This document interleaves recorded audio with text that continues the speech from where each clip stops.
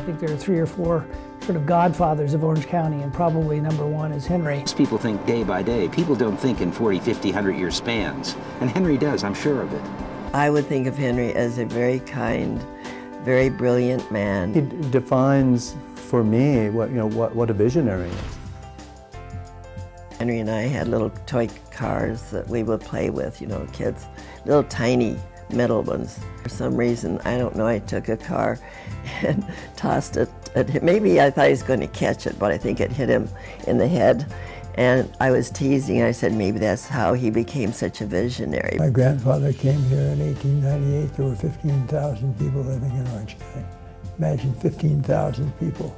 That wouldn't be enough to fill the Coliseum in Los Angeles. So we went through 50 years of agriculture where our family purchased small pieces of land here. My grandfather told his boys, he said, just buy land because they'll be selling standing room in Orange County someday.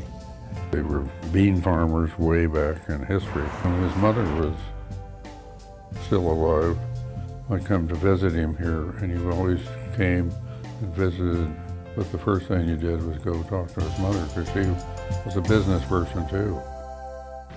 I was in my junior year at Stanford when Pearl Harbor hit. My life changed very abruptly. I went on active duty on my 20th birthday when I was 20 years old. His experiences as in the service, I mean, it had a tremendous impact on his life because he was badly, badly injured. He was filled with shrapnel in his back, and he was very ill. So he spent many years in a hospital, and I think, that gives you a different perspective on life. I had a long series of operations. I had osteomyelitis for 50 years. Can you believe that? Before they finally cured it. It was after the Performing Arts Center opened.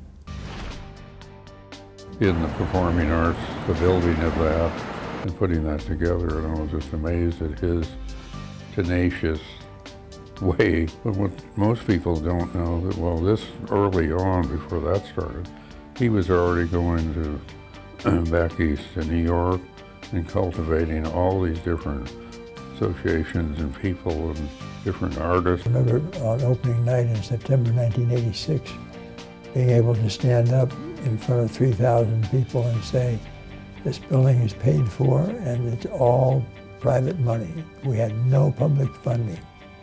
And that was really quite remarkable.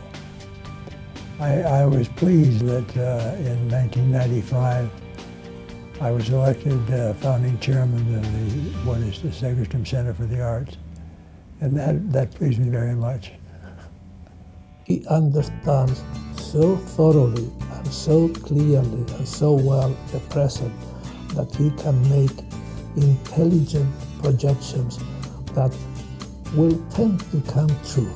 That's why he was able to gamble his fortune and the fortune of his family on building a shopping center on the Lima bean fields. He had successfully launched South Coast Plaza against direct competition of Fashion Island in Newport Beach and the Fashion Square in Santa Ana. As someone he wants to put in the shopping center, he'll be very persistent. And on one of them, he worked with him for 10 years. I thought when they were going to have the shopping center that it would be, middle class, focused to upper middle class.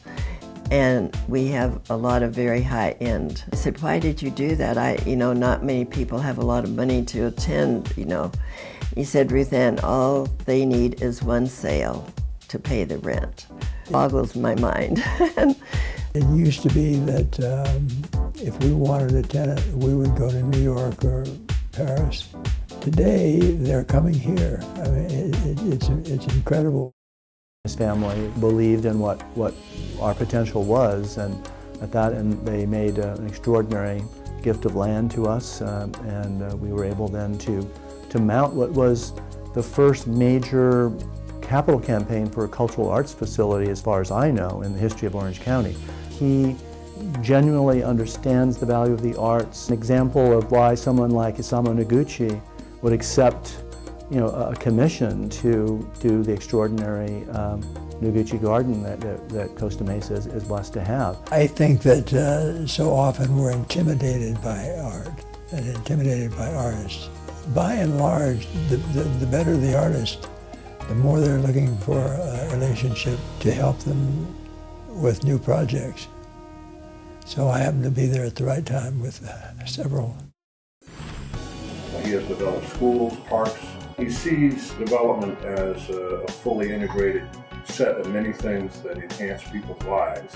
Henry will be remembered not only as a great individual citizen of Orange County, but a real visionary, one that took various separate elements of architecture, of fashion, of the performing arts, and combined them together to give a whole that was bigger than the sum of its parts. I think that I've been very fortunate. I've had good support in my family. And I think everyone is very proud of what we collectively have accomplished. I love to accomplish things.